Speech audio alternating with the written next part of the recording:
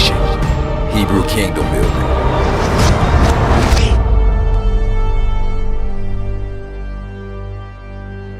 All right, y'all ready?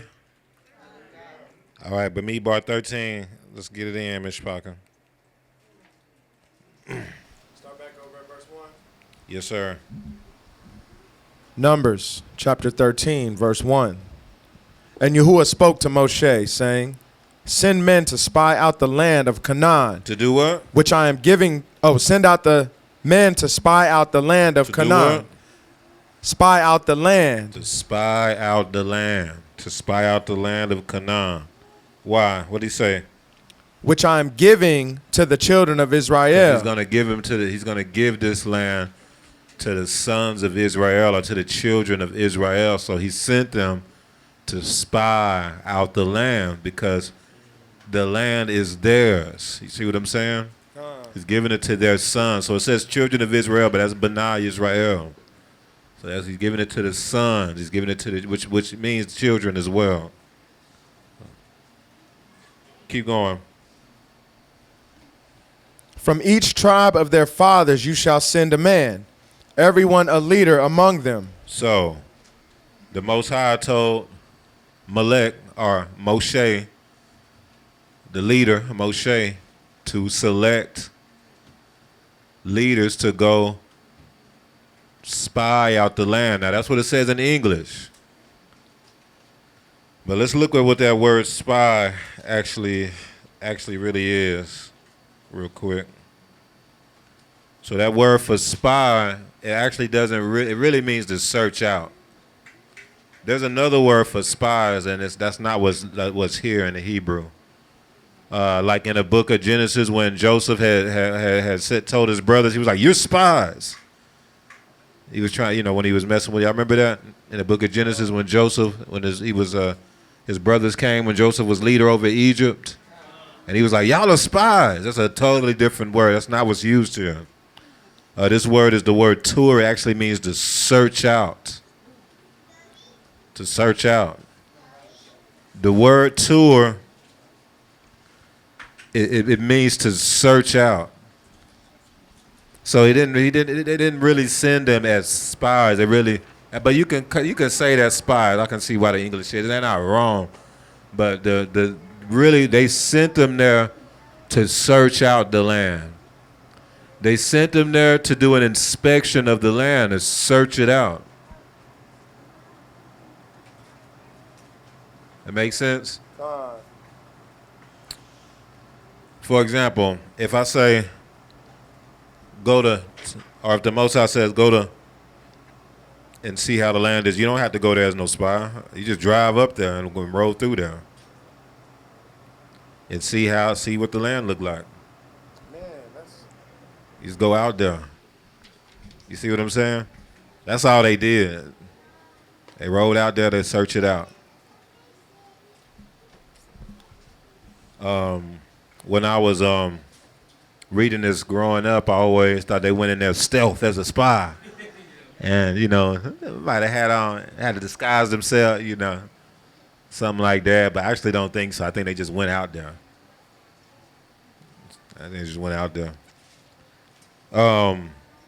The word for spy or to search out is tur. It's a very interesting word. That's the Tav Wav Resh. Tav Wav Resh. It basically means the mark or seal of the covenant on the forehead. Y'all already see where I'm going, huh?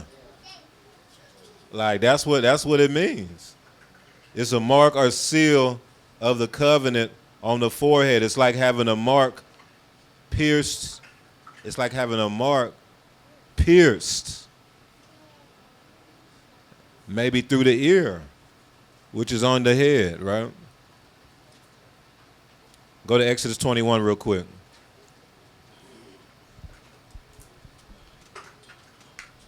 Keep your place in Numbers 13.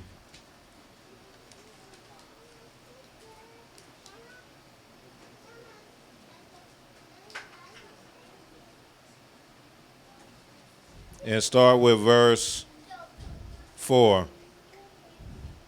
No, just read 1 through 6. Go ahead. Yeah. Con. Exodus chapter 21, verse 1. Now these are the judgments which you shall set before them. If you buy a Hebrew servant, he shall serve 6 years, and in the 7th he shall go out free and pay nothing. If he comes in by himself, he shall go out by himself. If he comes in married, then his wife shall go out with him. If his master has given him a wife, and she has borne him sons or daughters, the wife and her children shall be the master's, and he shall go out by himself. But if the servant plainly says, Listen to this. I love my master, my wife, and my children, I will not go out free, then his master shall bring him to the judges. He shall also bring him to the door or to the doorpost, and his master shall pierce his ear with an awl, and he shall serve him forever. The ear is on the head. It's a piercing. It's a mark being pierced somewhere on the head. Right. And that actually is solidifying that person to whoever that master is forever. So this is identifying, the mark is identifying what master you're under.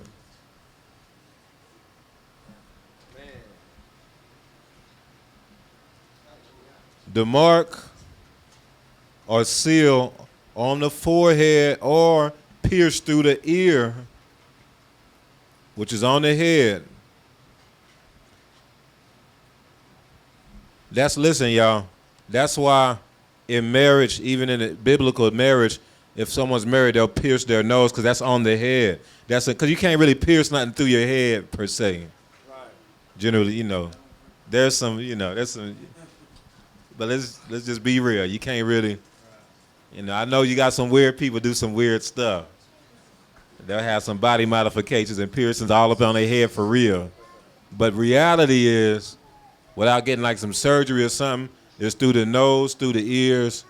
That's how you get a piercing on your head, a mark pierced on the head. You get what I'm saying? Yes, that's why in the marriage covenant, Hebraic tradition didn't do a ring, no. They would do a piercing through their nose to show they're married or something like that. Even earrings at times, I believe it was when when Isaac got married, I believe he gave earrings to his Isha as a sign for when, those are signs of covenant, those piercings around on those things that are on the head. This is identifying what master you are with. This is identifying what master you are with. This is a mark on the head. This is a mark on the head. Just keep that in mind. That's in the word tour, or to spy or to search out. All right, just keep that in mind. All right. So go back to Bamidbar 13. For example, y'all see here that there's certain religions that literally put a tav on the head. Yep, that's right. And it identifies what master you are with, don't it? It identifies what allure you are under. This is literally solidifying him as being under the beast, right. Under the fourth beast, Rome, right? Rome, that's what, Catholicism and all that, that's all the religions of Rome, that's the fourth beast. Who destroyed Jerusalem? Who sacked the temple in 70 AD? That was Rome. Why do you think they call that Roman Catholicism? Where is the center of Catholicism at? Where's the Pope? They're all in Rome. So even if you want to try to, that's one of those things you just can't slice a dice. You can't try to argue around that. You can't. And then where did Christianity come from? It was birthed from Rome and Catholicism. It was birthed. They were a breakout from Catholicism. If you read about how all the denominations that you know about today, the Baptists, all that stuff, it was from, they were all Catholics, and then they broke out. It's called the Reformation. Yep. Is when they broke out from Rome and tried to do their own thing, basically. But it's the same thing. The same thing. They Roman Catholicism, but they a different flavor. They might have changed this thing or that. But the heart of it, the heartbeat of it is still Roman Catholicism. All their feast days, all their customs, doing communion, Christmas, Easter. That's all Rome. That's Catholicism. That's Catholicism. So you can go to a church all day and they say that they're not Catholicism, but if they keep Christmas, they keep Easter, they do communion, all that stuff. That's just Eucharist and all that. That's all that stuff is. They are Rome. They are Rome. They may look different than Catholicism from the external, but then when you get down to the meat of it, to the heart of it, of their customs, they are Rome. They're under the beast. These things tell you what master you are under. It's interesting that same word tour is the word for turtle dove as well.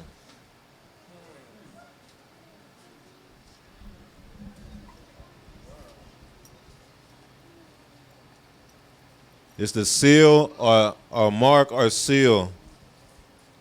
And we know that a lot of times the dove, I know that word is for the turtle dove. That's offered up as a sacrifice. That's a burnt offering. That's the sacrificial bird that's used during their birthing. During the birthing, if you don't have a lamb, you can offer a dove. You know what I'm saying? Actually, Yahusha, his parents offered a dove when he was born because they didn't have a lamb. Also, the word for bull is tur. These are all the same letters, different vowel points. That's how that works. Same words, letters, different vowel points. This is all sacrificial because this is about a sacrifice. The word tur is about a sacrifice. It's about offering yourself up as a sacrifice.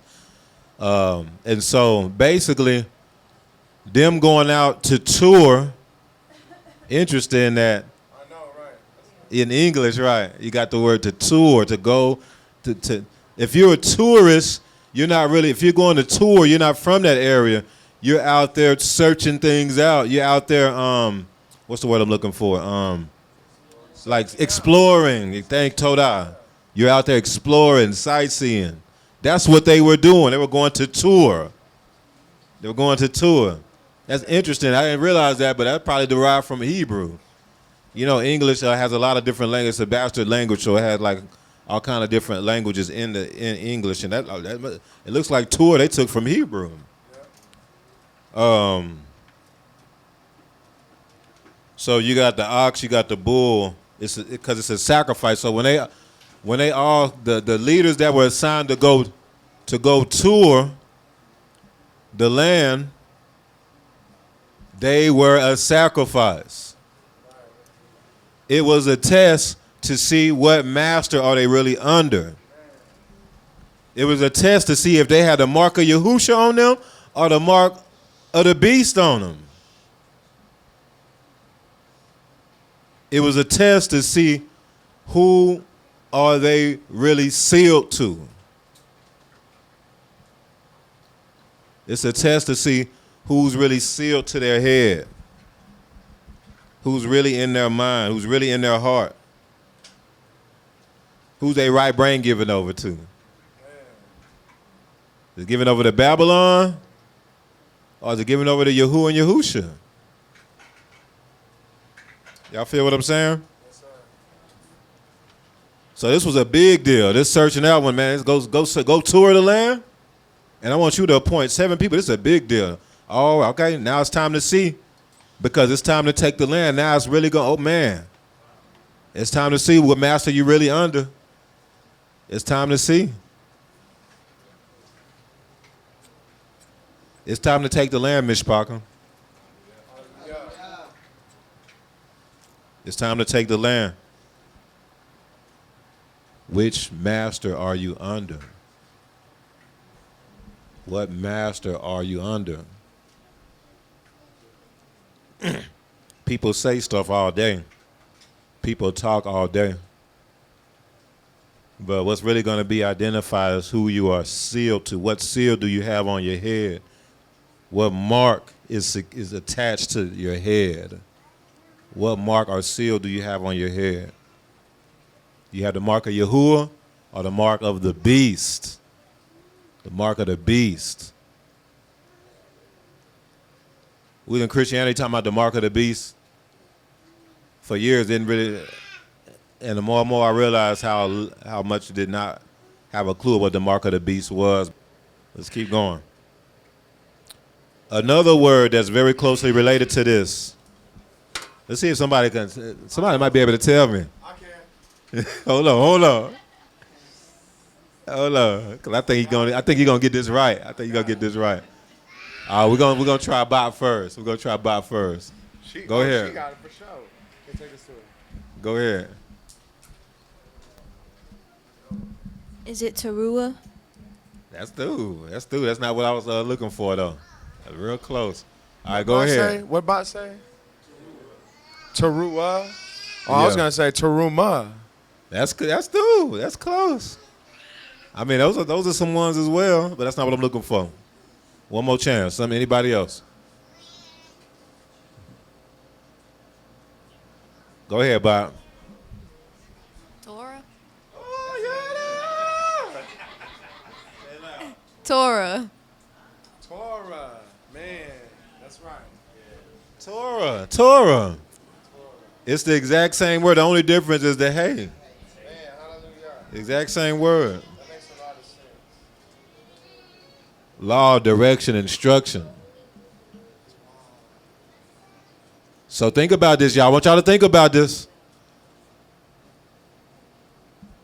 You trying to figure out about the mark of the beast and how not to have the mark of the beast and how to mark of Yahuwah. It's in the word for Torah. That's right. Torah is basically this proves that the Torah is associated with having a mark or seal of the covenant of Yahuwah on your head. It's literally revealed. It's about a Ruach, though. It's about a Ruach. It's about the head being sealed by the Ruach HaKodesh. It's about being sealed by the Ruach. That's in the breakdown of Torah, y'all. It's about the head being sealed or marked by the Ruach. By the Ruach HaKodesh. It's the Ruach that seals you to Yahuwah.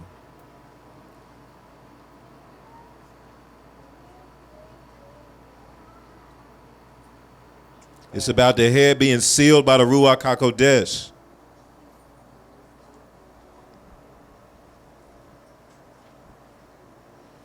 People all around the world are trying to figure out how not to get the mark of the beast. Torah. Keep Torah and Ruach and the truth. The biggest identifier on who has the mark of Yahuwah on them are those who are keeping his commandments. Let me tell you something, though. It's not his commandments that saves you, though, but that's the biggest sign or identifier that they are sealed by Yahuwah. You get what I'm saying? That's the sign. That's the mark. That's what's going to be able to tell. That's how you're going to be able to identify the difference. Because it's the Ruach. It's the things Yahuwah has put inside of you through his Ruach that's going to cause you to be able to walk in his ways. It's going to cause you to be able to keep Torah, to keep his commandments. So that's how you'll be able to tell, oh, snap, yeah, they got the seal of Yahuwah on them. Oh, snap, they keeping the commandment. Oh, snap, they doing all this mandatory stuff, and they still hold it close to the covenant. Oh, they got the seal of Yahuwah on them.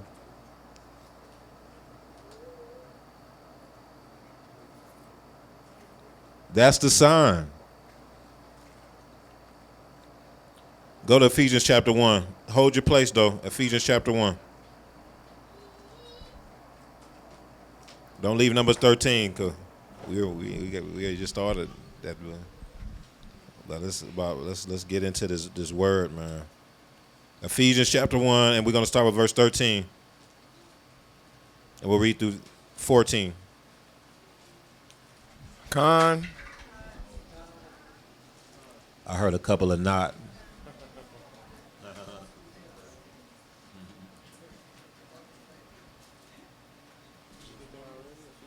Yes, sir. Jay, what you doing?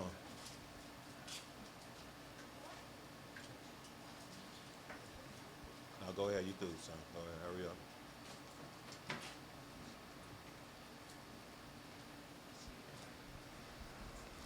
Con? Ephesians chapter 1, verse 13. In him you also trusted after you heard the word of truth, the basar of your salvation, in whom also, having believed, you were sealed with the Ruach HaKodesh. What? Sealed with what? The Ruach HaKodesh. Sealed with what? The Ruach HaKodesh of promise. That's what this is showing. Having a mark or seal on your head by the Ruach. It's about being sealed by the Ruach. When you are sealed by the Ruach, you are going to walk in his ways. It's very simple. If you are not sealed by the Ruach, you're not going to be able to walk in his ways. You'll be able to do it for a little bit, but then you're always going to fall off. You're not going to be able to walk in his ways. Without Yahuwah, you're not going to be able to attain that level of righteousness. Without Yahuwah, without his Ruach, you're not going to be able to attain that level of righteousness. It is not going to happen. But if you do have the Ruach to refine you, and you are going to be able to keep his commandments and do what? Torah. And that's going to be a telltale sign that this individual is sealed to Yahuwah. Now, do you see why it was a big deal to Yahuwah when there were people in the tribe who could not stay away from iniquity? Because that's a telltale sign they were not his. It is. Y'all know us. I know that's tough. But it just meant they were not his. One thing that mark does is that it causes a strong distinction. It starts to be a quick distinction between who's actually his and who's not. Now, does that mean that everybody who was removed was not his? No. There's more layers to that. So I'm not talking about the 100% of everybody who was removed, but a lot of people who were removed, they were just not Yahuwah's. They were not of Yahuwah. They weren't. They were not his. That's why you're wondering, why they keep moving in this level of iniquity? Why? I mean, we're trying to work with him. We did this and that and that. Because he's not, he can't. Or she can't. They can't. They're captive to sin. They are sealed to Babylon. They're sealed to Babylon. They cannot keep Torah. Not on a level that they can't keep Torah. I just put it that way. Keeping some parts and stuff, that don't mean that's not keeping Torah. Wearing fringes, that's not keeping Torah. That's keeping a part of it, but that's not. Y'all get what I'm saying? Yes, sir. All right. Because a lot of people will tell you different. A lot of people, I keep Torah. You see my fringes, you see my beard, you feel me? But they can't stop hating. They can't stop harboring malice in their heart. They can't stop fornicating. They can't stop dealing with perversion. You're not his. Yeah, look, y'all, you got to call it. We're in a day where you got to call a spade, man. You are not his. All right. 2 Corinthians 5.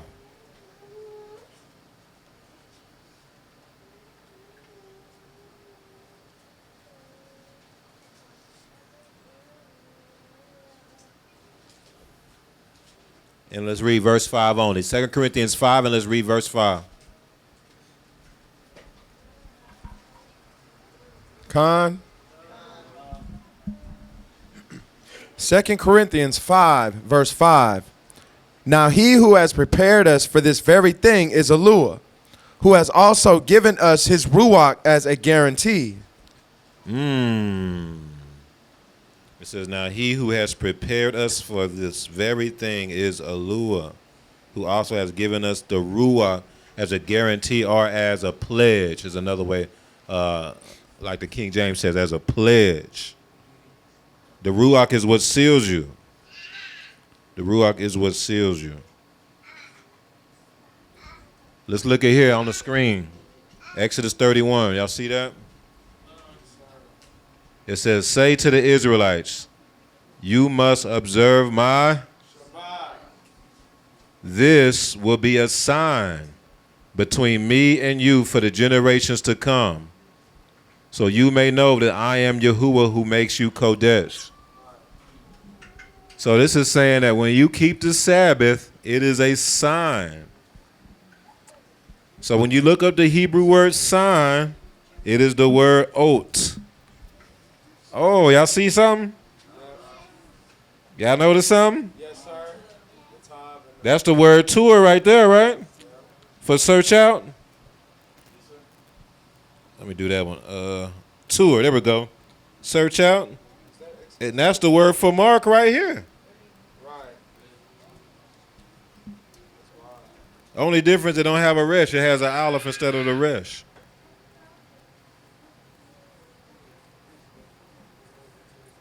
This is about a mark. So the word sign is H226. It's ot. Aleph, Wav, Tav. If you look it up, somebody look it up for me on the Blue Letter Bible.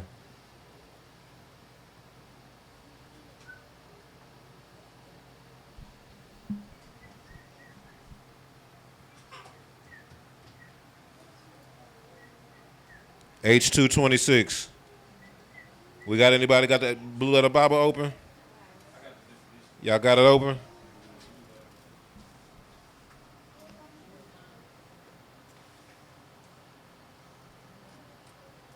Anybody got it open? Blue Letter Bible specifically. All right, so what I want y'all to do, what is the first thing that it says it means? Okay, now what does it say after that? Y'all see that? What I'm trying to show y'all is that it says it's translated as sign, but it also means a mark. It means a sign or a mark. See what I'm saying? Yes, sir. Okay.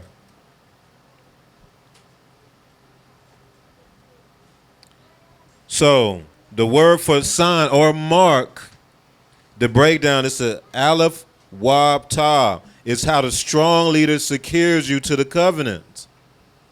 It's through a mark. It's through a sign. That's how the strong leader secures you to the covenant. That's how the strong leader secures you to the covenant. It's through a oath, a sign, or a mark. That's how he does it. Y'all think that's by chance that on Shavuot the whole thing was about Zakarin and remembering when the Melachim came down, and how you gotta use signs, you gotta use different things to help you to remember. You have to use like memorials. They would set up pillars. These are signs. These are signals. They would do different things to Zakar the covenant, to Zakar.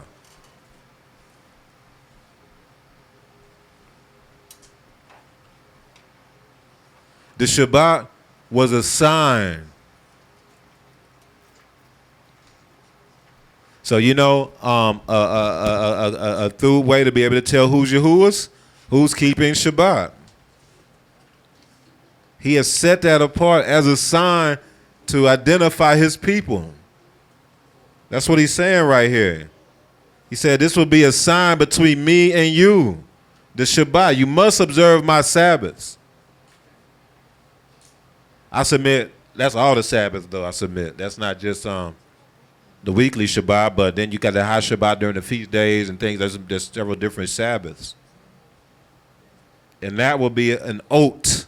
That will be a mark.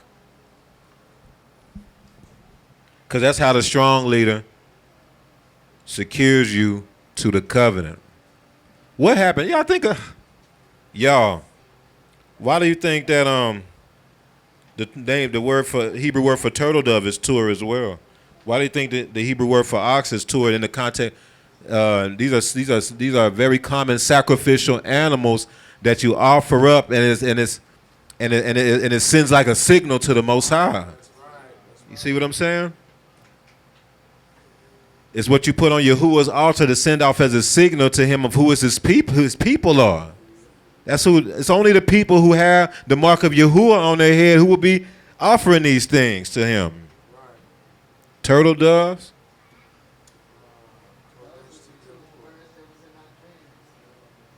That's deep, Emo.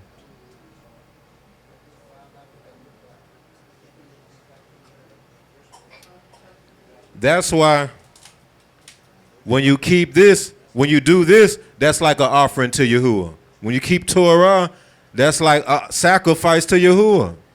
When you keep Torah, don't the scripture say obedience is better than sacrifice? How do you be obedient to Yahuwah? The way to be, what is the only way you can truly be obedient to Yahuwah? Keeping Torah. By keeping Torah, his laws, statutes, his commandments, his judgments, his charge. So that's why even in the word Torah, you have Torah, which is about a sacrifice. Because keeping Torah is a sacrifice. It's like sending a sign or signal to the Most High that that's his people. Hopefully y'all following that.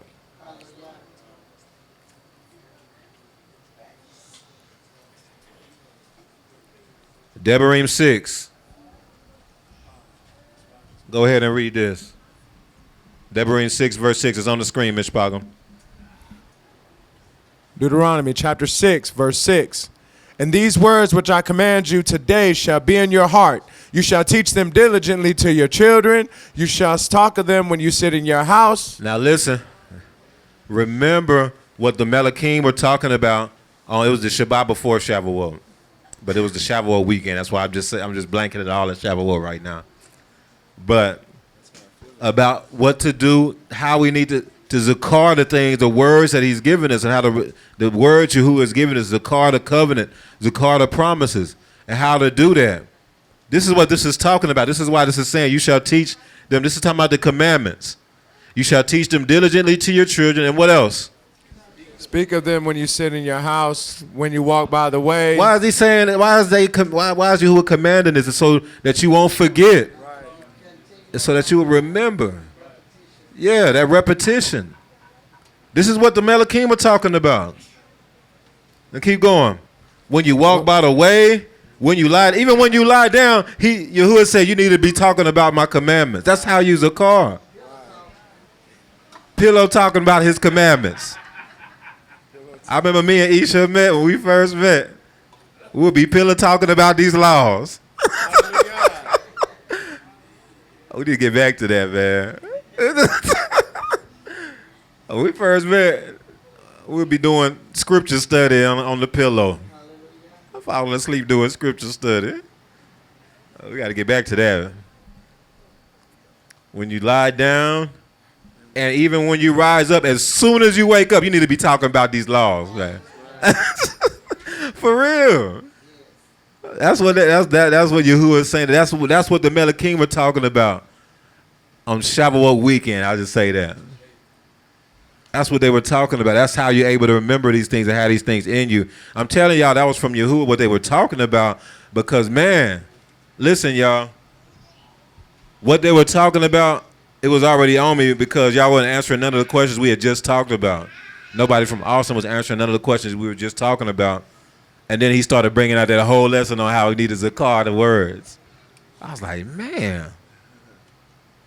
That was from Yahuwah, y'all. This is how you zakar the words. Teach them diligently to your children. So we try to have family day every week where we're trying to put scripture in our children, trying to teach them stuff to our children in some shape, form, or fashion. Talk of them when you sit in your house, when you walk by the way, when you lie down, and when you rise up. And now, this is the next part that I want y'all to pay attention to because this next part is actually associated with the previous verse. Verse 8.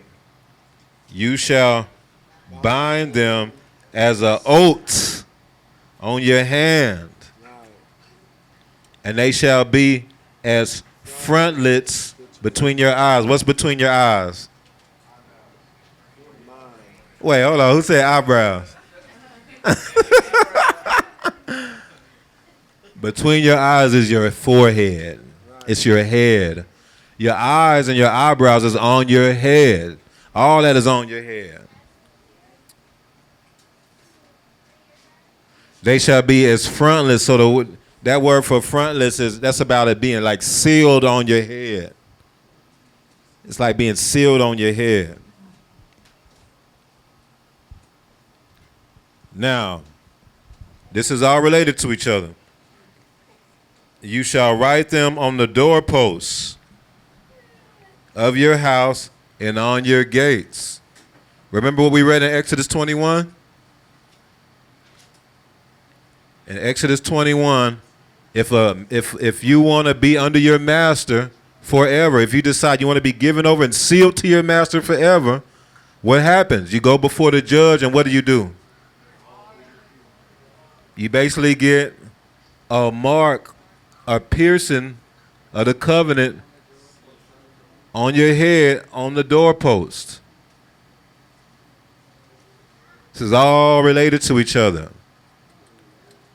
What they're trying to say when he's talking about writing them on the doorposts of your house and on your gates, they're talking about you being sealed to this thing forever. You being sealed to Yahuwah forever. That's why in Pesach, he said to put blood on what? The doorpost, the blood on the lamb on the doorpost, because that sealed you to Yahuwah forever. That made you Yahuwah's, property of Yahuwah. That's what made them eligible to make it out of Babylon, Egypt, right? That's what made them eligible. They had to be sealed to Yahuwah somehow. And so the way the Most High had them do that is by killing the lamb, putting the blood on the doorpost.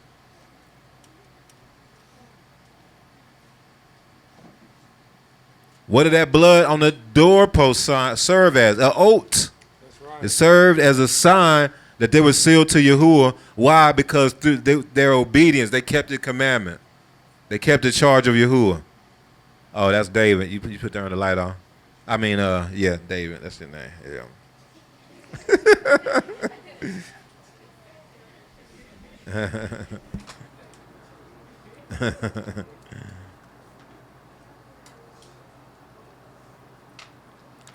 Let's go to Ezekiel 9, 1 through 11.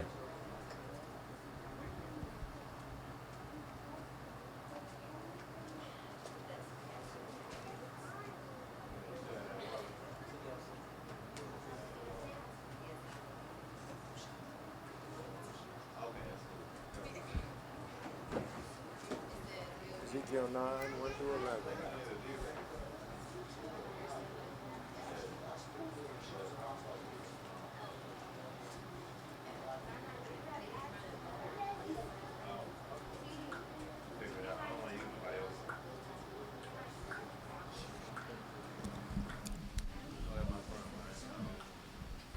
Khan.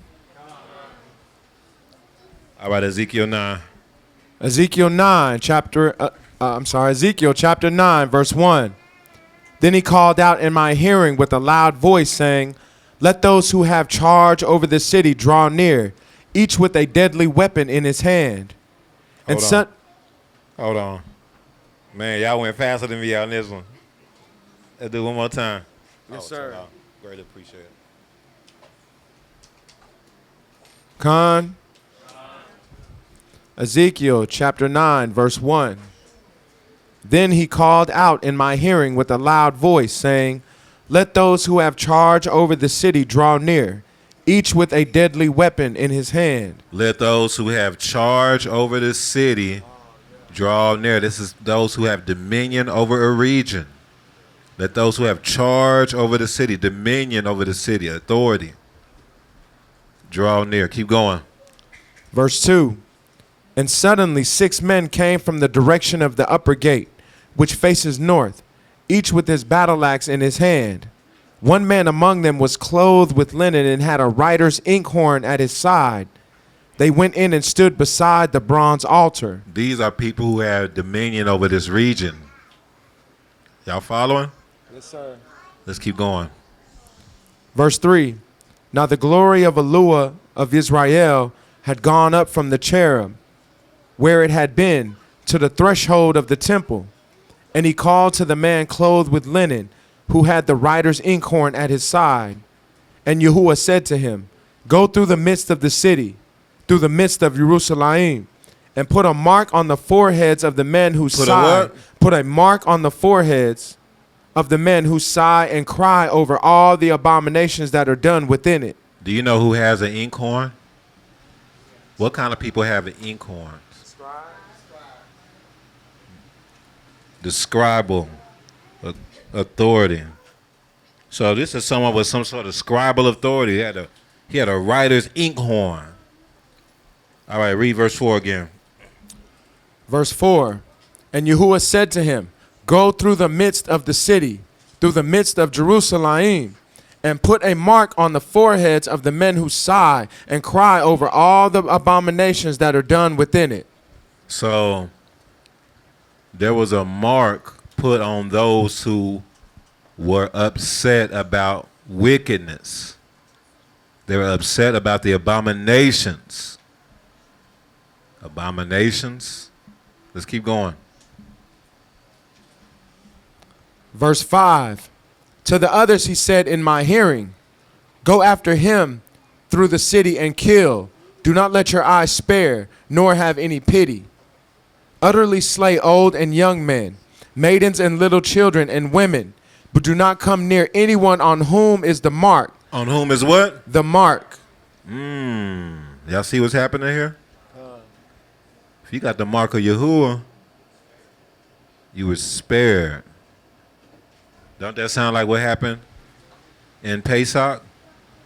Those who had the oath, the sign on the doorpost, the blood, they were not killed, but everybody else was killed. Everybody, children, whatever. Everybody, firstborn, all the firstborn were killed. They said, the scripture said it was not a house that did not lose somebody in Egypt, all of Mitzrayim. Let's keep going. Verse 6, utterly slay old and young men, maidens and little children and women, but do not come near anyone on whom is the mark, and begin at my sanctuary. So they began with the elders who were before the temple. Then he said to them, defile the temple and fill the courts with the slain. Go out. And they went out and killed in the city. So it was that while they were killing them, I was left alone. And I fell on my face and cried out and said, Adonai, Eloah, will you destroy all the remnant of Israel, pouring out your fury on Jerusalem? Then he said to me, the iniquity of the house of Israel and Yehudah is exceedingly great, and the land is full of bloodshed, and the city full of perversity. For they say, Yahuwah has forsaken the land, and Yahuwah does not see. And as for me also, my eye will neither spare, nor will I have pity, but I will recompense their deeds on their own head. Just then, a man clothed with linen, who had the inkhorn at his side, reported back and said, I have done as you have commanded me. He reported back. He was like a scribe.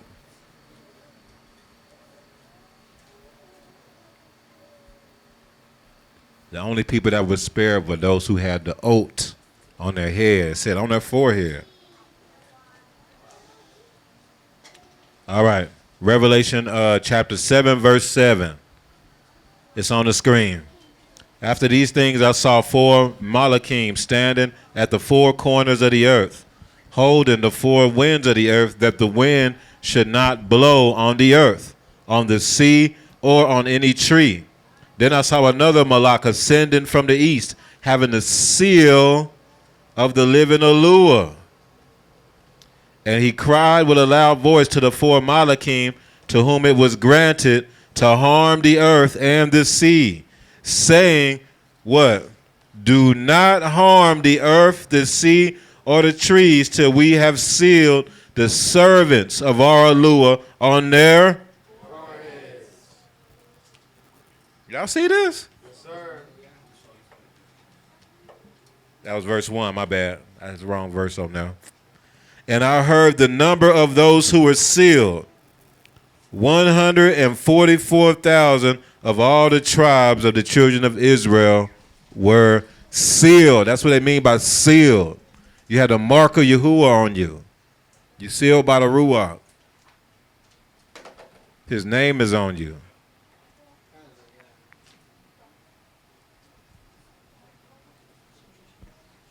That's how you get on the ark.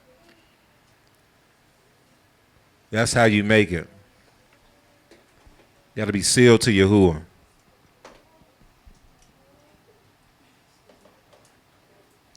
Revelation 9. This is verse 1 through 4. Then the fifth Malak sounded, and I saw a star falling from the Shamaim to the earth. To him was given the key to the bottomless pit. And he opened the bottomless pit, and smoke arose out of the pit like the smoke of a great furnace. So the sun and the air were darkened because of the smoke of the pit. Then out of the smoke locusts came upon the earth, and to them was given power as the scorpions of the earth have power. They were commanded not to harm the grass of the earth or any green thing or any tree, but only those men who do not have the seal of Elua on their foreheads.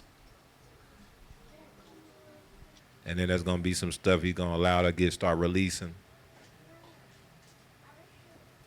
But we'll see. Time will tell for sure.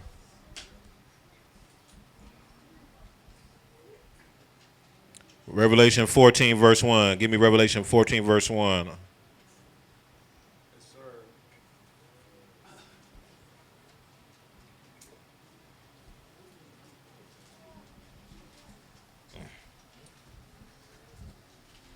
Khan.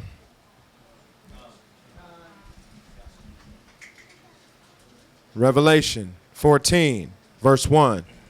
Then I looked, and behold, a Lamb standing on Mount Zion, and with him 144,000, having his Father's name written on their foreheads. It's having his name on you. His name on you as a mark written on your his foreheads. Give me Revelation 22, verse 4.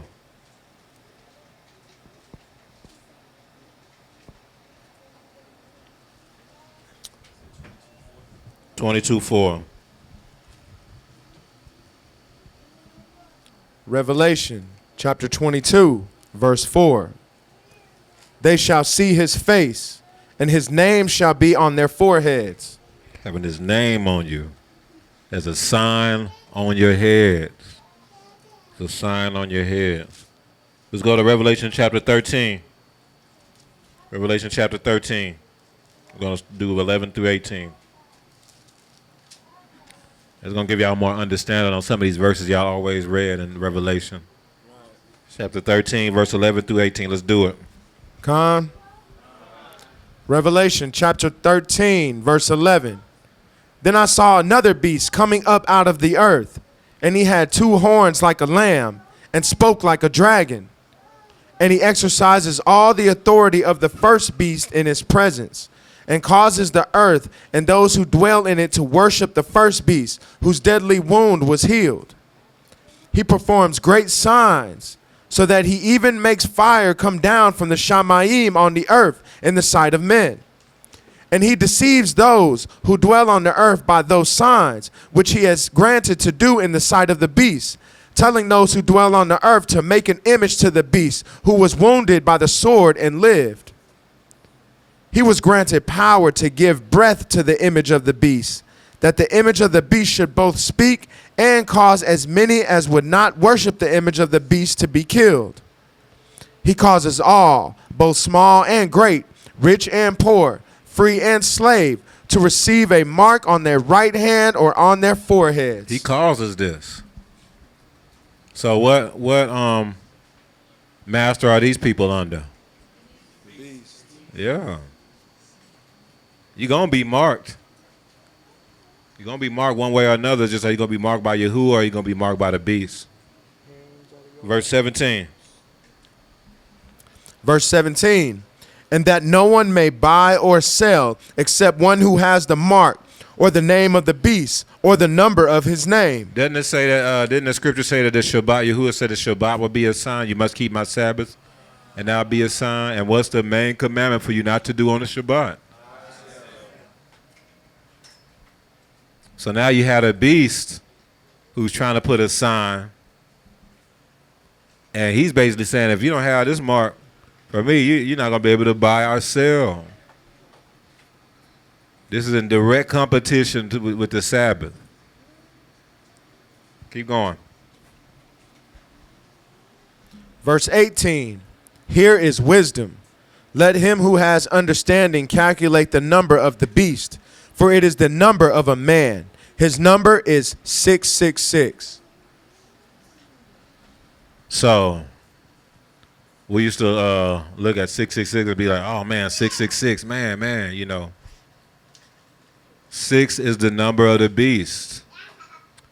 On the 6th day, that's when man and beast were created. That's when the beasts of the field were created. The 6, it's about being fleshly. It's about being, it's about the nefesh. 7 is being ruachos. 6 is being fleshly.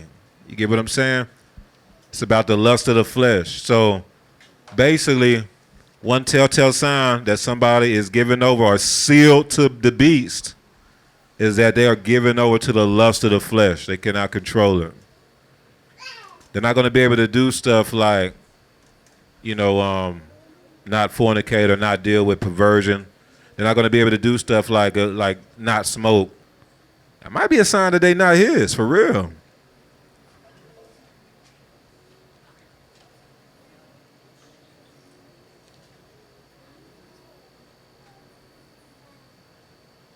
The mark of the beast.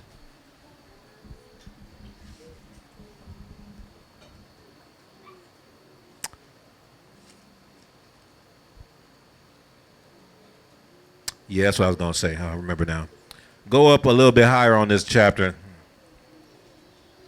because it's about obedience. It's a big part of having the seal of Yahuwah on you. It's about obedience. It's a big part, y'all. Look at, let's read verse 1 only in chapter 13. Revelation chapter 13, verse 1. Then I stood on the sand of the sea, and I saw a beast rising up out of the sea, having 7 heads and 10 crowns, and on his horns 10 crowns, and on his heads a blasphemous name. How many blasphemous names is on his heads then? 10. 10. Didn't we just talk about having a seal of Yahuwah's name sealed on the forehead? But this beast coming out of the marine kingdom is coming out of the sea, has blasphemous name on his forehead. It's 10 horns, okay. But 10 crowns? That's why I got it mistaken. And on his horns, 10 crowns, okay.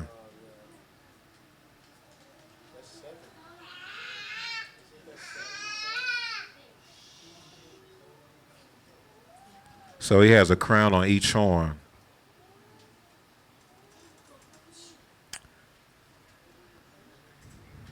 So the 7 is probably just a counterfeit. That's why you have blasphemous names is trying to make it like it's a lure, but it's not. It's like you're trying to be a lure. You know what I'm saying? But the 10 is very significant, and that is 10 horns, because that's, if you keep reading the chapter, that's the kings. That's the leaders of the nations, though. That's the heads. That's the kings. And so that 10 is about obedience. Again, it goes back to obedience. It's just like the commandments. It's like the 10 commandments. The seal on your head, that's probably why they had 10 crowns. That's probably why they had 10 crowns. Let's see if y'all remember this. The high priest, how did they get a seal on their head?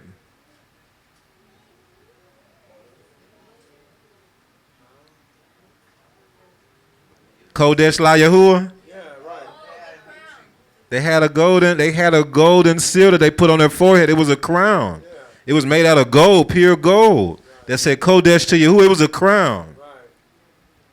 That they put on their head. And it was a seal. It said Kodesh to Yahuwah. That's right. Then it said, didn't the scriptures talk about those who had his name written on their forehead? Right. That's correct. That's what this is. So now they're saying this dude got 10 crowns. This dude got 10 crowns. It's like it's like the GMO, or it's not even GMO. This is like imitation of fake allure. And it's 10. That's about the commandments. This is all about obedience. So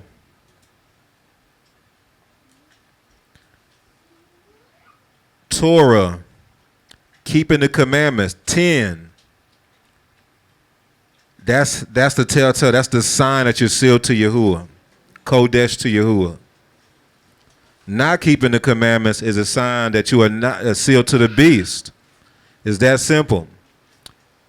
So that's why that's the double-edged sword of the number 10. So the 10 horns on the dragon was basically showing that these were people who were against the commandments. They were like actively against the commandments. That's why if you read it, they had the authority and they started killing the Kodashim and stuff because they were actively against Torah, against the commandments, against his people, those who are sealed to Yahuwah. So just keep that in mind. We'll leave it at that. Keep that in mind. Let's keep going. All right, what we're gonna do is go back to Numbers 13 now, and we're gonna roll through this. Let's go to Numbers 13. Roll through this now. Now that we got those concepts down, I think everything else will be pretty smooth.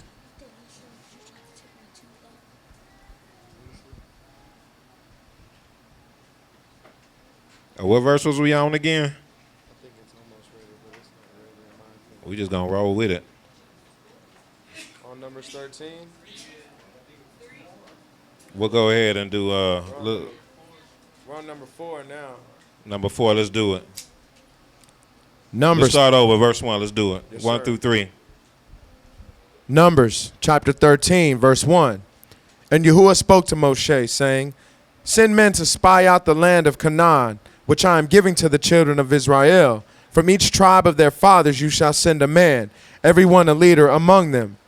So Moshe sent from the wilderness of Paran according to the commandment of Yahuwah, all of them men who were heads of the children of Israel. Okay, now let's skip down to verse. Now it's going over through all the names of the heads who were chosen to search out the land, to tour the land. Okay, so this is everybody. They're going through the names. So now we're going to skip down to verse 16. Let's do it. Numbers chapter 13, verse 16. These are the names of the men whom Moshe sent to spy out the land. And Moshe called Hoshea, the son of Nun, Yahusha. Hey, is that still recording? It's not showing that it's doing it no more. Is that no? Maybe it's just a glitch. All right. Not showing that it's doing it no more. Oh, I just did it. It's okay. I'll just make it show. Oh, okay. All right, let's keep going. Verse 17. Then Moshe sent them to spy out the land of Canaan and said to them, Go up this way into the south and go up to the mountains and see what the land is like, whether the people who dwell in it are strong or weak, few or many. See, they're doing an inspection of the land, whether the people are strong or weak, whether it's few of them or many, whether what else? Whether the land they dwell in is tube or bad, whether the cities they inhabit are like camps or strongholds, whether the land is rich or poor, and whether there are forests there or not. Be of tube courage, and bring some of the fruit of the land. Now the time was the season of the first ripe grapes. Hold on. Because I know this because I remember when we first got our ripe grapes. Y'all know when that was? That was during the counting of the Omer. Y'all know that word is actually not even the season of the first ripe grapes. That's actually, this is really saying now this is the time of first fruits, the season of first fruits. It's the feast of first fruits, y'all. The word for feast of first fruits is bikurim. The Hebrew word here is bakor, y'all. It's about the first fruits. This is the time of the season of the first. This is the feast of first fruits. This is the season of, this is the feast of, this is the time of the calendar of the Omer, y'all. That's when we get our, that's every year around that time is when we get our first ripe grapes in the backyard.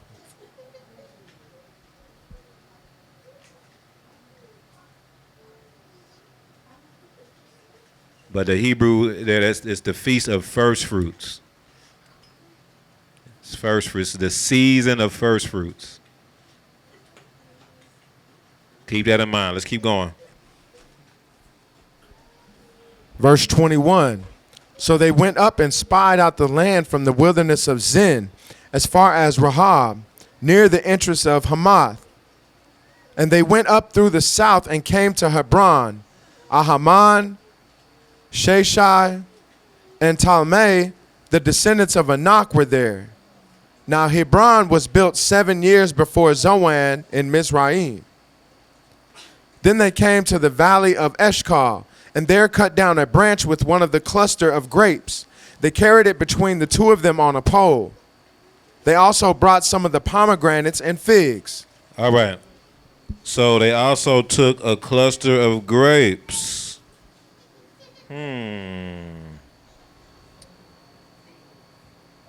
They also took a cluster of grapes. Go back to Revelation 14 real quick.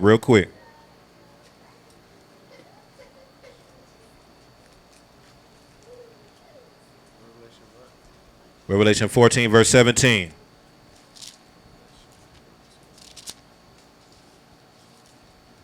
Revelation 14, read 17 through 20, and then we're going to go back. Yes, sir. So hold your place. Con. Revelation 14, verse 17. Then another Malach came out of the temple which is in Shamaim, he also having a sharp sickle. And another Malach came out of the altar, who had power over fire. And he cried with a loud cry to him who had the sharp sickle, saying, Thrust in your sharp sickle and gather the clusters of the vine of the earth. Gather what? The clusters of the vine of the earth. For her grapes are fully ripe. They're what? Grapes are fully ripe. Oh, so that's the season of the ripe grapes here too, ain't it? This is the season of the ripe grapes here in Revelation when it's time to do what? Judge the earth. Right. Why do you think they were going out there searching out the land? Because they were supposed to judge. It was time for them to take the land. It was time for them to judge the earth in a sense. Right. Y'all following this? Con. They were moving as Malachim on the earth. When it's talk about Malachim here in Revelation, we automatically assume it's some celestial being. When the Malachim could be, the Malach could be you. The people of Alua, the people sealed to Yahuwah. Who was the person with the inkhorn? They said these are people who have dominion or charge over these cities. The Malachim. The people of Alua. And they came to, this was the season of the, this is the season of the ripe grapes. Go ahead and keep reading to the 20.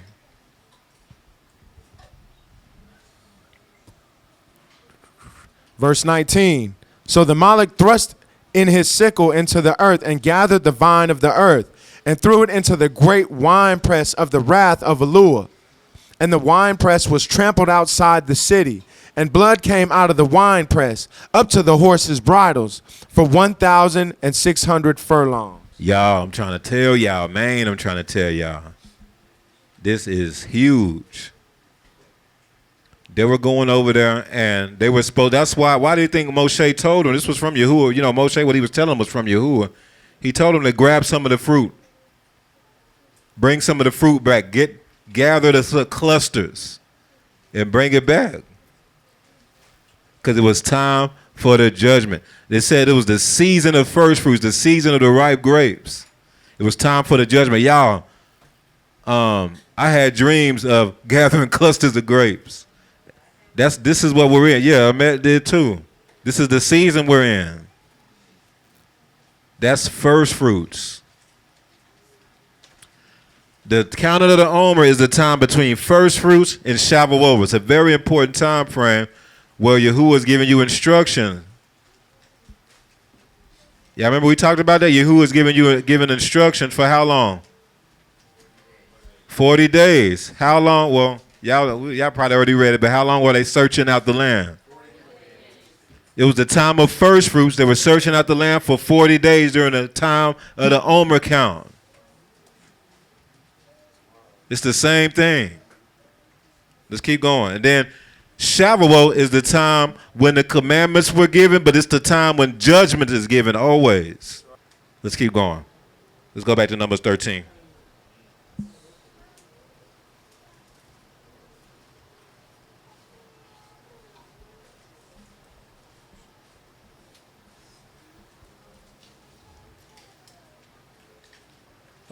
Numbers chapter 13.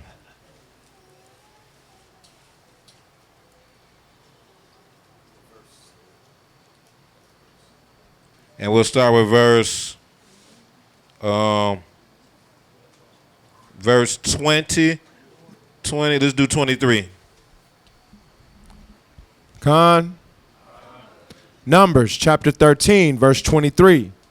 Then they came to the valley of Eshcol, and there cut down a branch with one cluster of grapes. They carried it between the two of them on a pole. They also brought some of the pomegranates and figs. Just think about this, y'all. Why did they do that? That's a sign. It was time for the judgment. Keep going.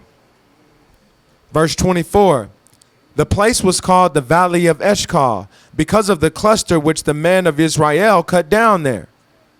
And they returned from spying out the land after 40 days. After what? 40 days. That's the Omer count.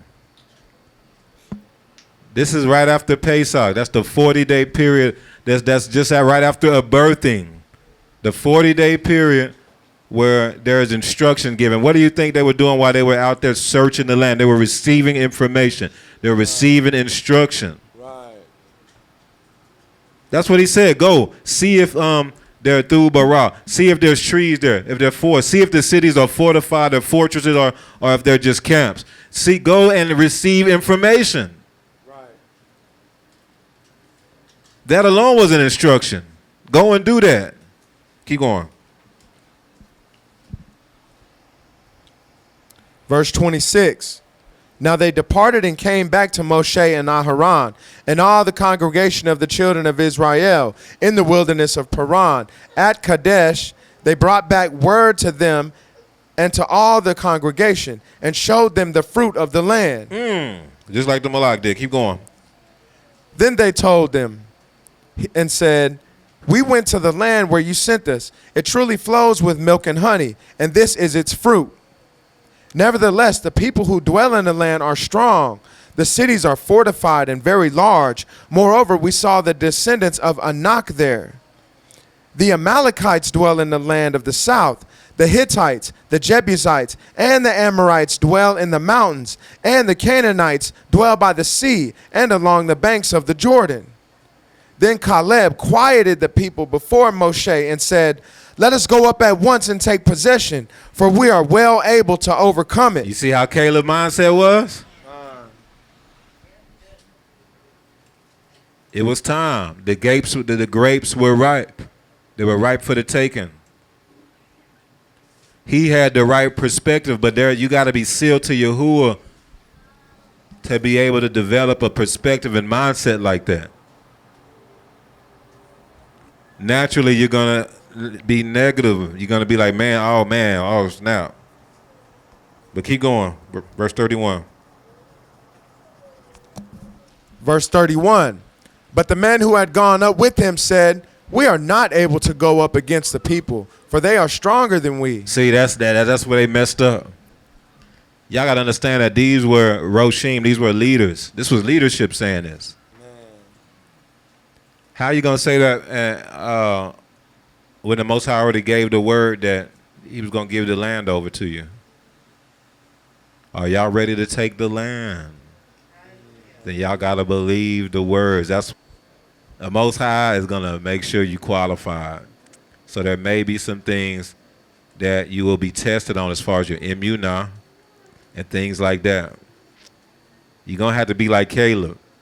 You might see some giants that you're going to have to overcome to get on the land, and you're going to have to be like, man, Yahuwah said he going to give us the land, so we going to, hey, look, hey, we got this.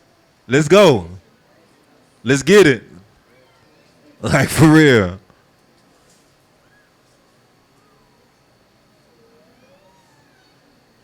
It's time to take the land. Let's keep going.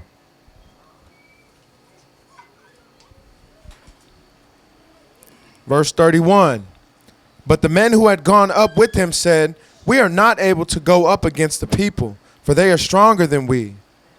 And they gave the children of Israel a bad report of the land which they had spied out, saying, the land through which we have gone as spies is a land that devours its inhabitants. Yeah, it is. Woo. And all the people whom we saw in it are men of great stature. There we saw the giants. The descendants of Anak came from the giants. That's really Nephilim in Hebrew. That's not really the giants.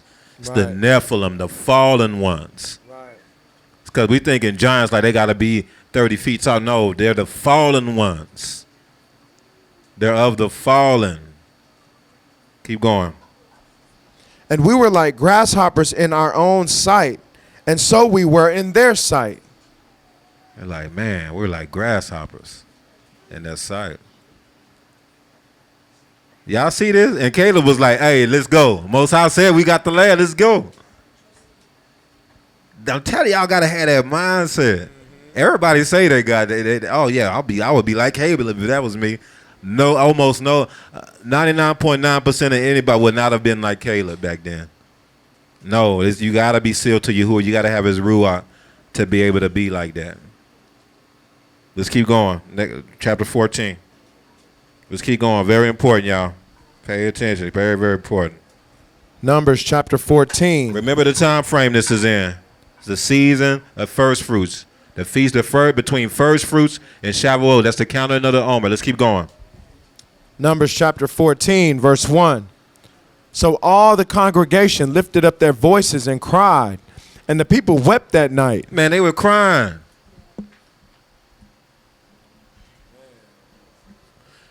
See, let me tell y'all one thing. I do believe that one reason why they were crying is because they had bad expectations. They expected it to be a walk in the park. They had their own thoughts of what Yahuwah was. He said he was going to give us the land, so why can't we just get the land? We shouldn't have to fight for it. Oh, no. I ain't trying to do that. They thought they were going to just be able to stroll on in there, and they threw. The Most High like, no, I got to qualify you. Let's keep going. Verse 2. And all the children of Israel complained against Moshe and Aharon. And the whole congregation said to them, if only we had died in the land of Mizraim, or if we had died in this wilderness. Man, this is huge. This is huge. Because you know what this is showing? They were telling the truth. Y'all, listen to this, y'all. Because actually, man, I heard this in prayer, this Boca. That's why I'm emphasizing this. The Israelites would rather die in the wilderness than to do what it takes for salvation. The Israelites would have rather died in the wilderness than to do what it takes for salvation. The Israelites would rather die in Babylon. They said rather we died in Egypt. They would have rather died in Babylon than to be a living sacrifice to Yahuwah.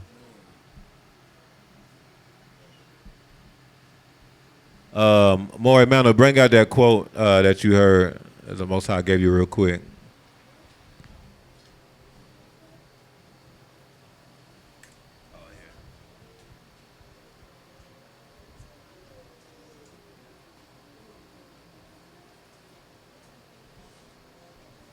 So this was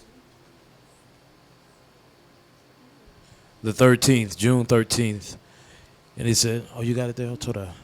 Uh, Yahuwah said, "The punishment of the undisciplined is a greater cost than the sacrifice of the disciplined." The punishment of the undisciplined is a greater cost than the sacrifice of the disciplined. Y'all following that?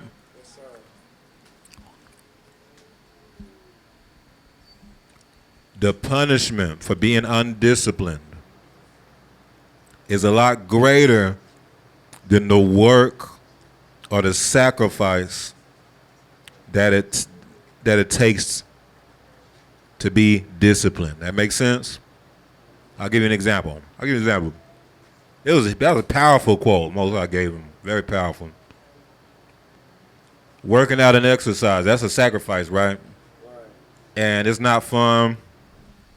Don't be feeling like doing that, working out. Got to work out, maybe several times a week, maybe 4 times a week. Do maybe about an hour, 2-hour workout. Maybe you're lifting weights, maybe you're doing boxing or doing some sort of aerobic sport or something for exercise, cardio, etc., etc. Major sacrifice. It probably costs a little money too, huh? You'll probably get a gym membership or something paying, got to pay, that's a sacrifice. But when you look at the cost for not doing that, you get health issues, heart problems, blood pressure, diabetes, the list goes on.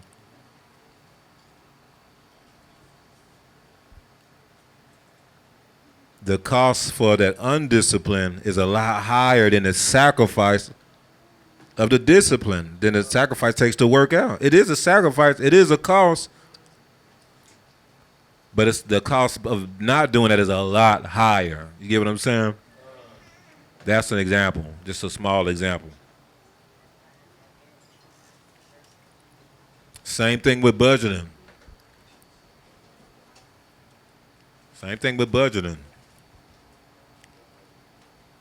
Not budgeting is a discipline. That's what it is. It's like exercise, for real.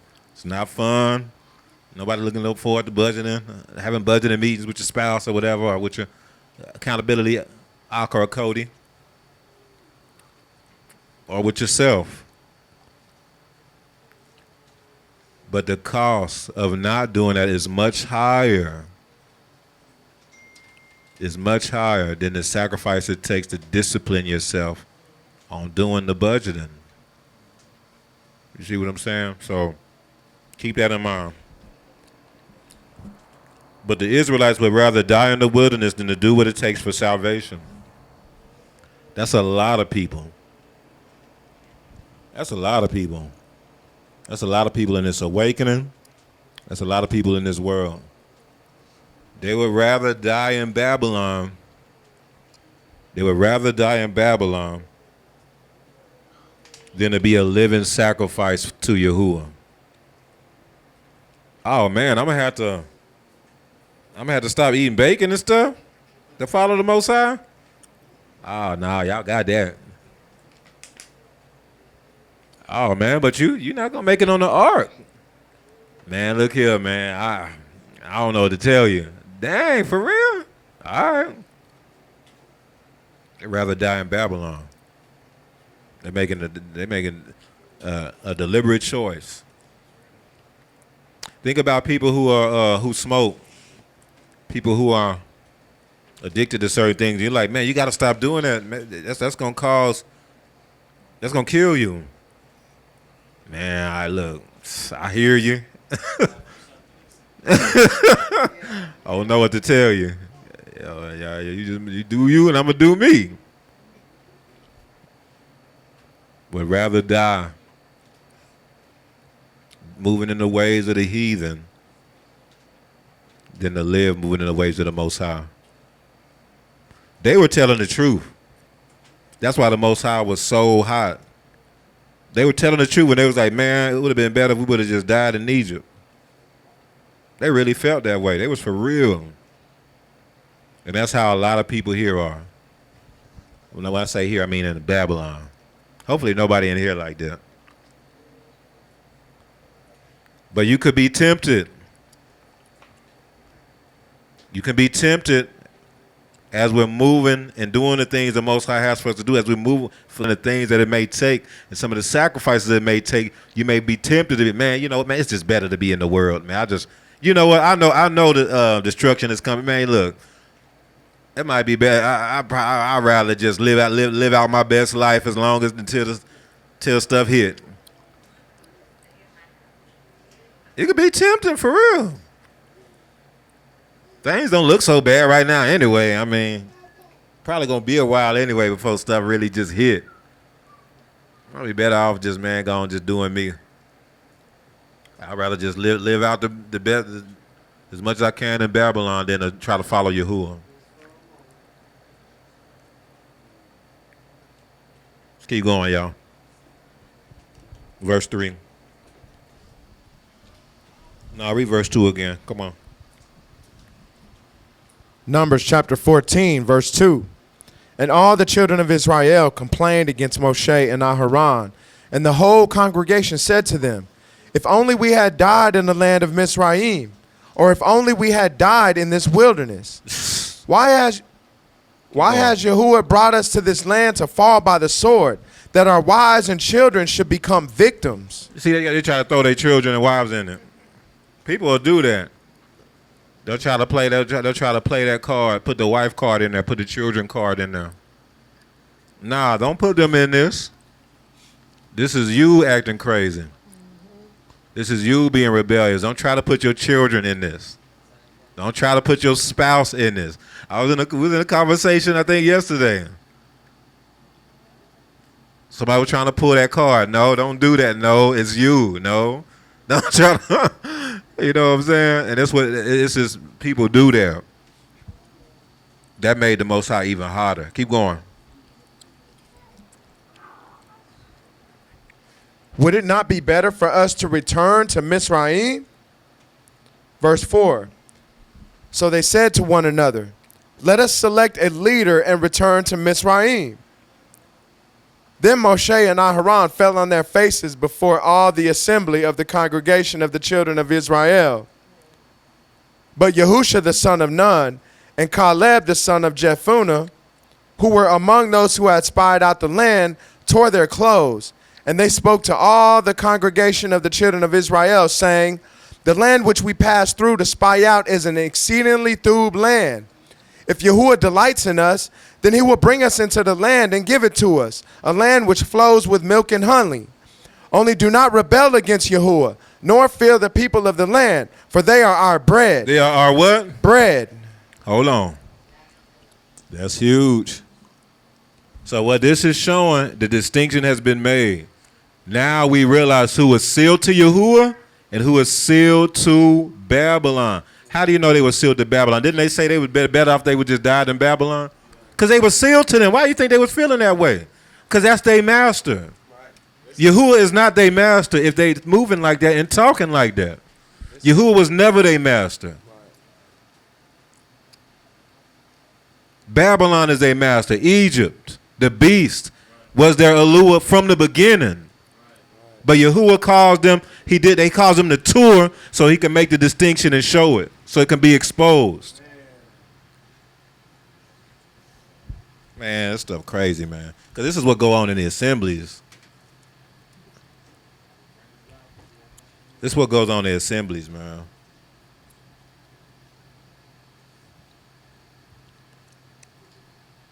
They said, do not rebel, verse 9, do not rebel against Yahuwah, nor fear the people of the land, for they are our bread. They food to us. He talking about the Nephilim. He was serious. Just like they were serious, man, Yahusha son of Nun was serious. These dudes were not about talk, man. When you talk about Yahusha son of Nun, these dudes was not about talk. We know that Yahusha had history back before. That he cut down the enemies. He had history, so they knew he wasn't just talking.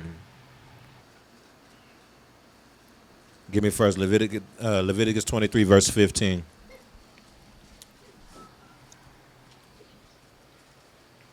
Khan. Leviticus 23, verse 15. And you shall count for yourselves from the day after the Shabbat, from the day that you brought the sheaf of the wave offering, 7 Shabbats shall be completed. Count 50 days to the day after the 7th Shabbat. Then you shall offer a new grain offering to Yahuwah. Y'all see this? Keep going. You shall bring from your dwellings 2 wave loaves of 2/10 of an ephah. Y'all see this? They shall be of fine flour. They shall be baked with leaven. They are the first fruits to Yahuwah. Bakor. Didn't they say it was the season of the Bakor? Right.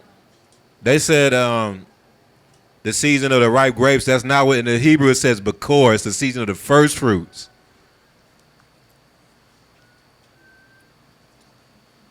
And 2 loaves of bread are to be offered on Shavuot that are with leaven in it. That's exactly what they had brought out. That's what Malak and Maury Daniel brought out. Y'all, listen, y'all. And then we're reading the next Shabbat about them searching out the land, which was on Bakor, first fruits. And to even drive home to prove to y'all that this was about first fruit, I mean, this was about the counting of the Omer and Shavuot, is that they literally was like, man, we can take the land, they're bread to us. Right. That's Shavuot language. Right. Man, they're bread to us, man. We can take this. We can take them. Man, we're going to offer them up. Why do you think it's leavened bread? On Shavuot, you offer leavened bread.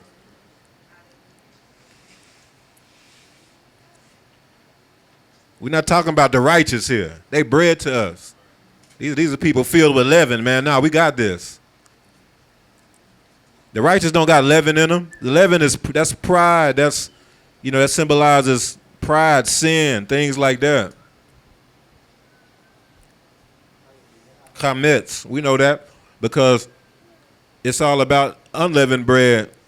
Pesach, Feast of Unleavened Bread. Then you got first fruits, sparks the counter of the Omer. And then on Shavuot,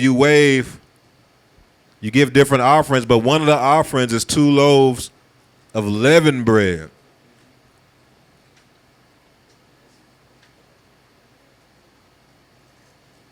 Because Shavuot is a time of judgment. That's the time when Shavuot celebrates when the 10 were given, right? The 10 commandments. It's about the number 10. It's about obedience. So what happens with Shavuot? Shavuot rewards are bestowed upon those who were obedient, while there is judgment on those who are disobedient. So y'all got to understand, it's a time of judgment, but judgment goes both ways, don't it? If you are righteous, you get a thub judgment. You get a thub judgment, and okay, think about this. Listen, just think about this, y'all. You go before a judge. What did the scriptures say in Exodus 21? Didn't it say if you want to be sealed to your master forever, what do you have to do first? You have to go before the judge, don't you? You got to go before the judge in order. You can't just be like, I want to be with you, master, and pierce through the arm. No, it says you got to go before. There's a judgment that have to be made first. Right. Then you got to tell the judge, man, I'm sealed to this master. I want to be with him, etc., etc. I love my children, my wife. I love the fruit that I bore. I want to be with him. And then that's when they mark you to him.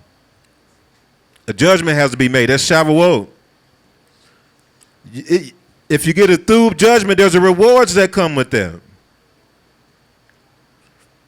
You go before a judge. Let's say you're going before the judge because let's say they think you did something wrong. Then they find out that you've been thub. You might get $100K. You might get a what's the word I'm looking for? You might get exonerated, but you might get a settlement for that. There's a lot of people who go and they thought they were going to get judged, and it turns out to actually a settlement. They get rich out of the judgment because the judgment was in their favor. You got two people that go before the judge for a certain matter. They saying, man, this dude did this to me. And they saying, nah, that dude did that to me. And then whoever the favor of the judgment goes to, they receive some sort of reward, don't they? Some sort of settlement, some sort of payment. So Shavuot was a time of reward. All praises to the Most High. But rewards can go both ways. I know. I know. According to the scriptures, you can be rewarded with wrath. You can. You can be rewarded with through things or raw things.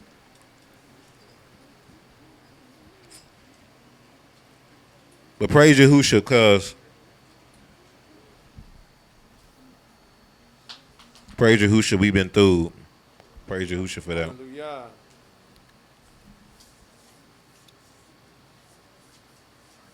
All right, let's go back to Numbers 14.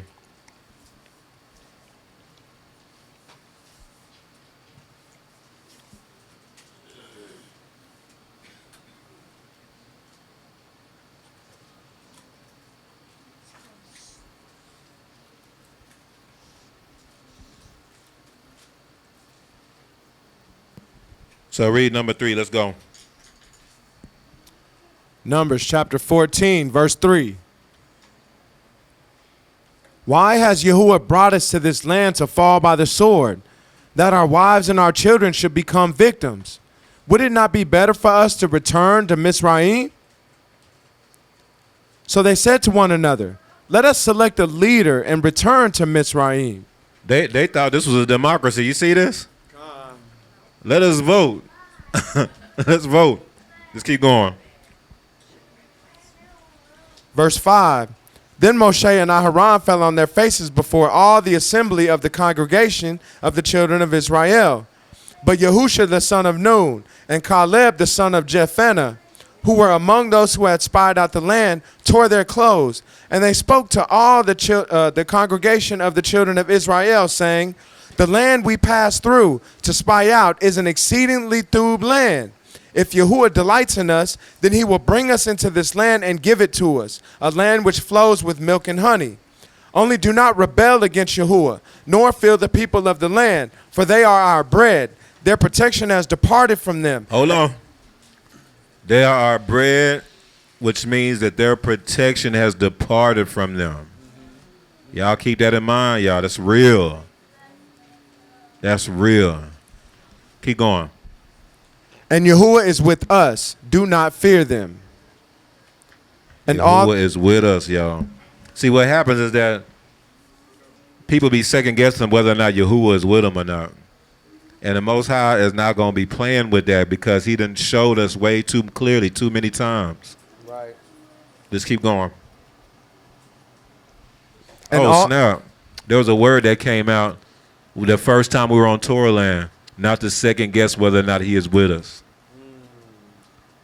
That was a word that came out in prophecy when we were the first time we praised and worshiped on the land, that he is with us and not to second guess whether or not he is with us anymore. Let's keep going. Trying to finish this up. Verse 10. And all the congregation said to stone them with stones. Y'all see that response? Their response was to kill them. Right. When it says they wanted to stone them with stones, they wanted to kill them for wanting to go into the land. Keep going. Now the kabod of Yahuwah appeared in the tabernacle of meeting before all the children of Israel. Okay, now guess what? It's judgment time, ain't it? This is Shavuot, y'all. I'm telling y'all, this is Shavuot. The time when Yahuwah judged the people for giving a bad report was on Shavuot, y'all. Man.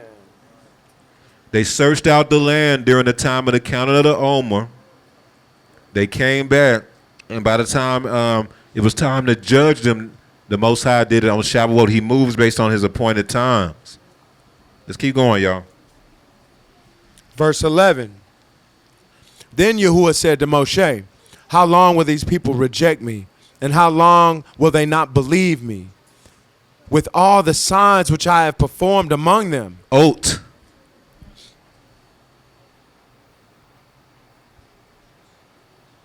Verse 12. Verse 12, I will strike them with the pestilence and disinherit them, and I will make of you a greater nation and mightier than they.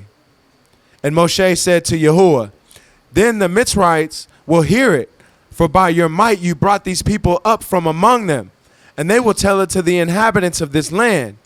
They have heard that you, Yahuwah, are among these people, that you, Yahuwah, are seen face to face, and your cloud stands above them, and you go before them in a pillar of cloud by day, and in a pillar of fire by night. Now, if you kill these people as one man, then the nations which have heard your fame will speak, saying, because Yahuwah was not able to bring this people to the land which he swore to give them, therefore he killed them in the wilderness. And now, I pray, let the power of my Adon be great, just as you have spoken, saying, Yahuwah is long-suffering and abundant in mercy, forgiving iniquity and transgression. But he by no means clears the guilty, visiting the iniquity of the fathers on the children to the third and fourth generation. Pardon the iniquity of this people, I pray, according to the greatness of your mercy, just as you have forgiven this people from Mizraim, even until now. Man, Moshe is interceding. Keep going. Verse 20, then Yahuwah said, I have pardoned according to your word. But truly, as I live, all the earth shall be filled with the kabod of Yahuwah. Because all these men who have seen my kabod, and the signs which I did. Wait, hold on. Hey, hold on. So Yahuwah said, I have pardoned according to your word. But truly as I live, all the earth shall be filled with the kabod of Yahuwah. Because all these men who have seen my kabod and the signs which I did in the Mitzrayim and in the wilderness and have put me to the test now these 10 times have not heeded my voice. So he's saying because of the bad report, his kavod will be on all the earth now? Does that make sense to y'all? I submit what he's saying here is that it's really hidden in here is that he's going to scatter the Israelites to the four corners of the earth. He said because of this, the kavod, what verse is that, 21? 21. I have Yahuwah 20 verse 20. Yahuwah said, I have pardoned according to your word. So we heard Moshe, and he have pardoned him, but he said, but truly, as I live, all the earth shall be filled with the glory of Yahuwah. What he's saying is that the Israelites will be scattered across all the earth.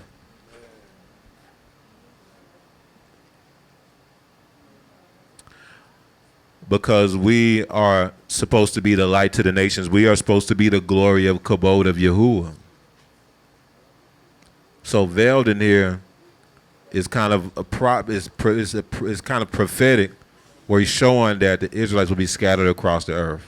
That's why it seems obscure. That's why it seems like it don't really make a whole lot of, it's hard to make sense out of what that means as a response to them being wicked. My glory will be on the earth? How's that see what I'm saying?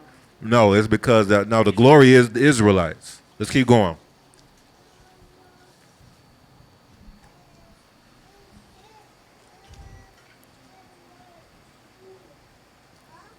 Verse 22, because all these men who have seen my kabod and the signs which I did in Mizraim and in the wilderness have put me to the test now these 10 times. Hold on. Ooh. Y'all see this? Have put me to the test how many times? 10. Remember we just talked about this is all about the 10, ain't it? What happened on Shavuot? This is Shavuot. This is happening. This is happening. This judgment right now that the Most High doing was on Shavuot. What does Shavuot celebrate? When the 10 commandments were given. We talked about when we were reading in Revelation when they talk about the mark of the beast in Revelation 13 about the sign on your head for the mark of the beast, that it was associated with the dragon that had 10 horns.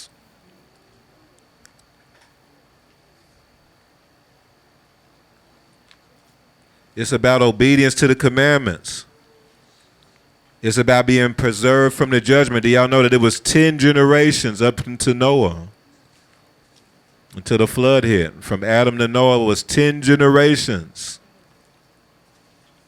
10 generations before the flood hit.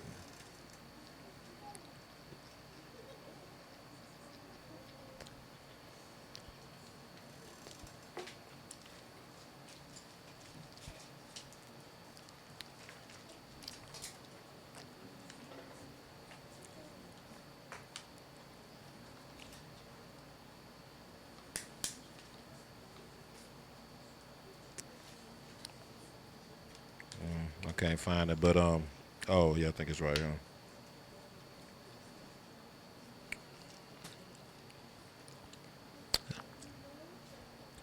It was 10 plagues in Egypt. Think about it, y'all. Think about how this lines up. You got 10 generations that led up to Noah when Yahuwah what? Judged the earth, right? That's 10 right there. That's associated with judging the nations. You had 10 plagues on Egypt, right? Which is associated with Yahuwah judging the earth. You have the 10 commandments, which is associated with Yahuwah judging Israel. Judgment, Shavuot. Because what happened when the 10 commandments were given? Wasn't thousands of people killed and judged? Wasn't the 10 commandments given associated with the golden calf being offered up? That's when he was getting the 10 commandments. He came down, broke the tablets, had to go back up. The 10, it's about the number 10. It's about being obedient right now, y'all. It's about being sealed to Yahuwah. The obedience is better than sacrifice. The tithe is 10. The tithe is 10. That's probably why, because it's a testing. That tithing is a testing to see if you're going to sacrifice, if you're going to say that I'm going to give you first. Just like the story with Elijah when the woman at the well and she had to make the last bit of food for her son. She gave that last, and that's why he was saved. And they had more. But it was a test. So I think that's why the tithing is the 10% and is connected to it.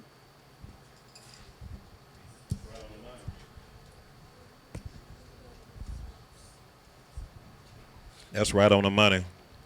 Read Revelation 2:10. We're pretty much wrapping it up now.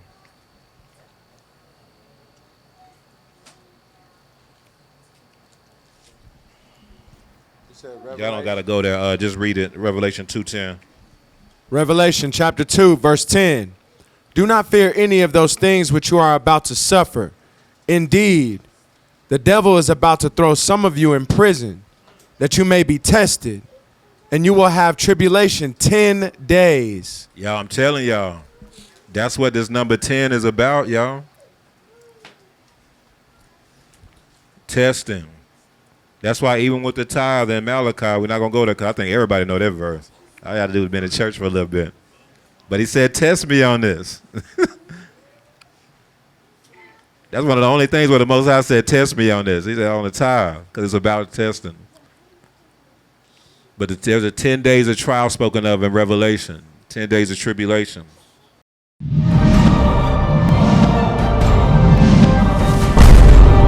Rebirth of a nation. Hebrew kingdom building.